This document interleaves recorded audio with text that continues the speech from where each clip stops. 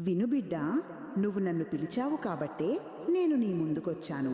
నీ జీవితంలో నువ్వనుభవించిన కష్టాలు, మోసాలు, కన్నీళ్లు అన్నీ నీ గతకర్మల ఫలితం.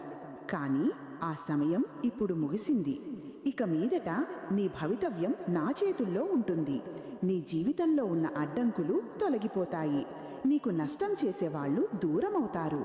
నీ జీవితంలో మంచివాళ్లు వస్తారు. సరైన సంబంధాలు ఏర్పడతాయి. నీ ఇల్లు ఆనందంతో నిండిపోతుంది. నా బిడ్డ, నువ్విప్పుడు నా యోధుడివి. ఇక భయపడేవాడివి కాదు, పోరాడేవాడివి. నీ మనసు ప్రశాంతంగా ఉంటుంది. నీ నమ్మకం తిరిగి వస్తుంది. నీ జీవితంలో కొత్త అధ్యాయం మొదలుపెట్టు. ఇక నీ ముఖంలో నా కాంతి ఉంటుంది.